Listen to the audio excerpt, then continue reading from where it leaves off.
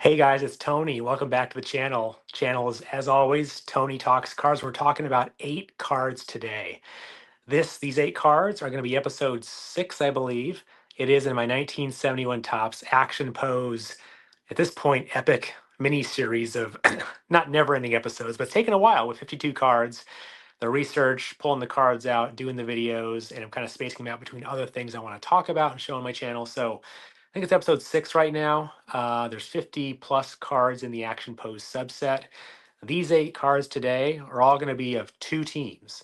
So besides the Yankees and Mets, the next 2 teams most represented in the Action Pose subset are the Angels and Royals.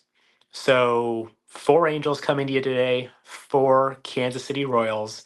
We'll talk about them, their baseball statistics, some interesting facts about them before and after baseball, and a few had some interesting impacts outside of, I guess, the team they're being shown on, the Angels of the Royals. So we'll talk about that as well.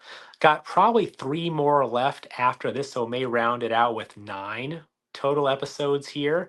I've got all the cards. I just gotta, find time to do the research, put them all together, do the videos, et cetera, et cetera. So anyway, hope you enjoy this. 8 players coming at you soon. I will turn around the camera and let's jump into it. All right, see you soon. Hey guys, welcome back. We're going to show 8 cards here, 4 Angels and 4 Royals. So let's get into it. First Angel player up is third baseman Ken McMullen. I'll show the card here, show the back of it, and tell a little story about Ken. And again, make sure I shout out Saber, baseballreference.com, Wikipedia, and other types of citations I use to gather up the information. So Mr. Ken McMullen here shows a third baseman for the Angels in 1971 Topps. He played from 1962 to 1977 with the Dodgers, Senators, Angels, Oakland A's, and Milwaukee Brewers. His most productive and best year may have been 1969, where he hit 272 with 19 home runs and 87 RBI and 153 hits. In 9 of his 16 years, he only played less than 100 games. Interesting stat there. His 1971 Topps card here shows him, I believe, at Yankee Stadium, given you see the monuments in the background there too. During his final season with the Milwaukee Brewers, he hit a pinch hit home run against the Mariners in his final career at bat. So not a bad way to end with a pinch hit home run. Also notably for us card collectors, he is on the 1963 Topps rookie card of a one Peter Rose. So if you need a Ken McMullen rookie card, you've got a Pete Rose to chase after as well, which can make that pretty pricey. So that is Ken McMullen. Next up is Roger Repose, I think, or Repause. I'm not sure how you say it. Didn't watch him back then. Angels outfielder there with a really cool batting action shot there. He played 9 seasons for the Yankees, A's, and Angels from 64 to 72, and later played 5 seasons in Japan. There's the back of the card. He was a 224 lifetime hitter, and he never had more than 100 hits in any season. There wasn't as much I could find about him that I wanted to kind of put in here based on his baseball career, but a few citations mentioned that he had a quote saying that one of his greatest highlights of his career was playing with guys like Mickey Mantle and Roger Maris, where he spent time with the Yankees in the mid-60s. So there is Roger, 1971 Topps, Angels in the outfield. If you get that reference, you're probably about my age. So there you go there. Number 3, we've got Rudy May with a very cool horizontal pitching card there. Fans in the stadium and Rudy May, the left-handed pitcher there, winding up to pitch. Rudy May began his Major League Baseball career in 1965 with the California Angels. He spent some years in the minors, but then came back to the majors in 1969 with the Angels. He played from 69 to 83 with the Angels, Yankees, Orioles, and Expos. He was a sub-500 pitcher in terms of win-loss percentage with the Angels, despite having a near 3.0 ERA in 71 and 72, so I guess not much run support in those years. He had 15 wins in 1976, and then had his high water mark of wins of 18 in 1977 with Baltimore. In 1980, He was with the New York Yankees, and he went 15-5 in 1980 with a 2.46 ERA as a starter and reliever, and led the AL in ERA in 1980.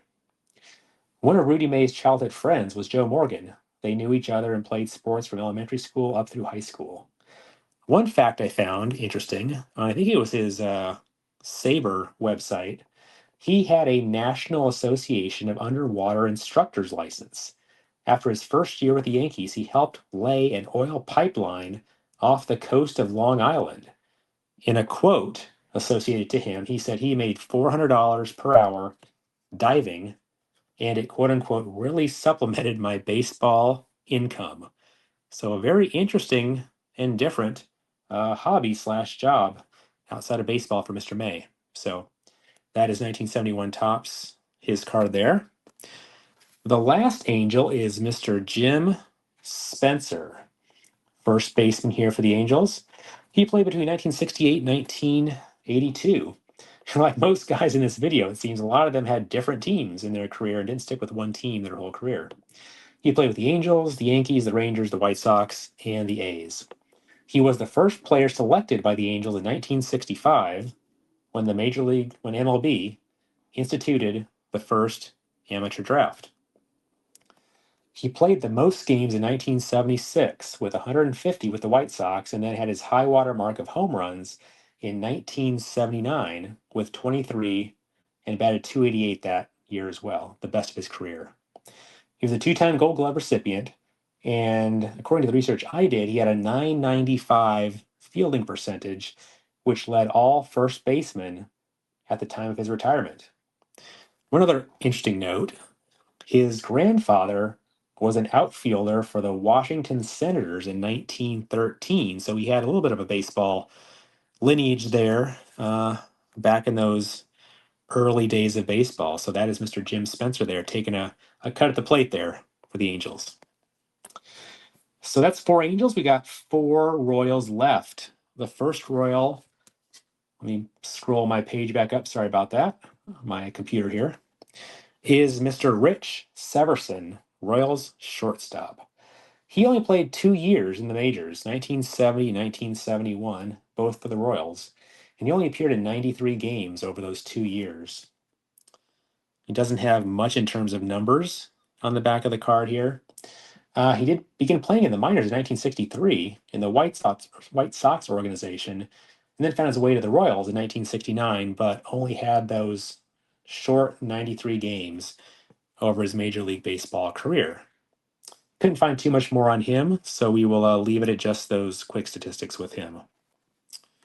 Number 2, Mr. Bob Oliver, first base for the Royals, taking a mighty cut there at the plate. He appeared for a few games in 1965 for the Pittsburgh Pirates, but then his career really ran from 69 to 75, where he played with the Royals, Angels, Orioles, and Yankees. His best year may have been 1970, which are the stats on the back of the card, where he had 27 home runs, 99 RBI. It may not focus here, I know, and batted 260 and had 159 hits, I believe that is. While a member of the Angels, before the Royals, of course, he moved, or maybe he came after. I think he played for them after the Royals, actually. Could be wrong about that. Either way, when he was a member of the Angels, he moonlighted as a police officer with the local city police force. He was also a school resource officer in the off season. Oliver's son, Darren Oliver, also played in the majors from 1993 to 2013, which is about 20 years. And based on, I think this was Sabre or Wikipedia, both father and son, so Bob and his son Darren, are both former teammates of Nolan Ryan. Bob played with Nolan from 72 to 74 on the Angels, and then Darren played with Nolan Ryan in 1993. I think that's Ryan's last year with the Texas Rangers. So that is some interesting stuff on the Oliver baseball family.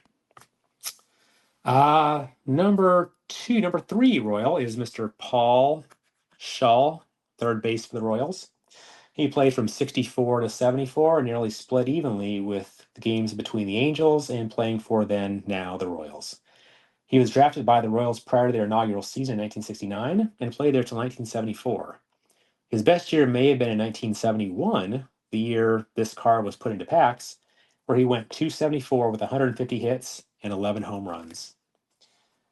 A fun fact about him, mentioned in, I think, his obituary and some other notes about Mr. Paul Shaw, is that he lost his starting spot to George Brett in Kansas City.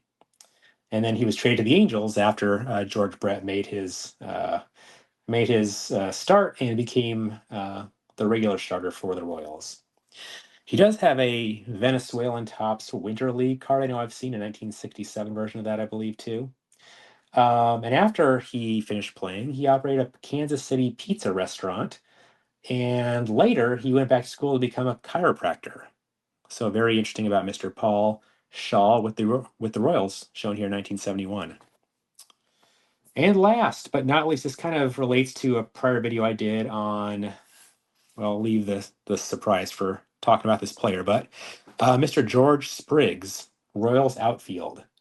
He signed with the Kansas City Monarchs of the Negro Leagues in the mid-50s out of high school. I just did a video talking about Negro League cards and players who want to do more study and more videos on that in the future. After signing with the Monarchs, he spent 2 years in the Army in Germany.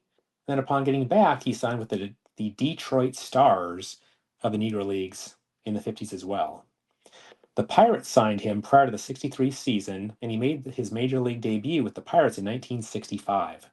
He also got called up again to the Pirates late in the 66 season.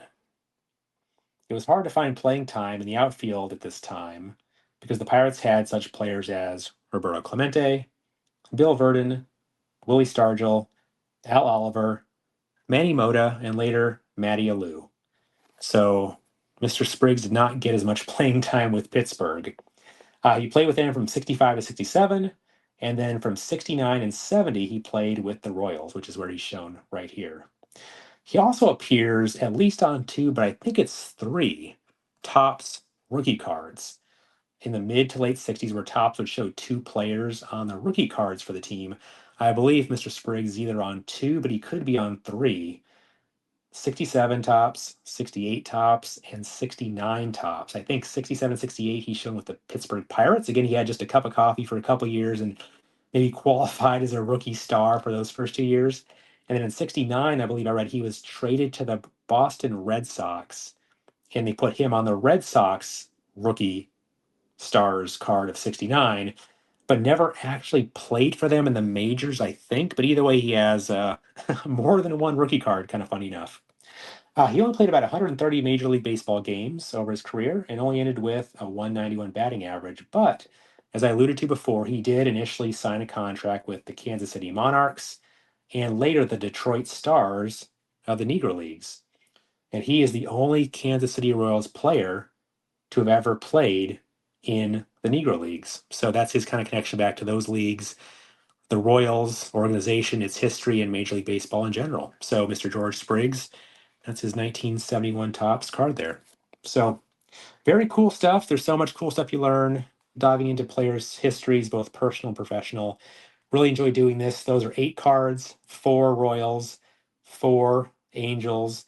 3 more videos next. Not sure which ones are going to come next, but I will keep you posted. And thank you again for the support, watching, and love to hear any stories, comments, feedback, or things you may know also about these players I may have missed or could have expounded on more. Let me know in the comments. So with that in mind, thank you all. Have a great rest of the week and weekend, depending on when you're watching this, of course, and I will talk to you soon.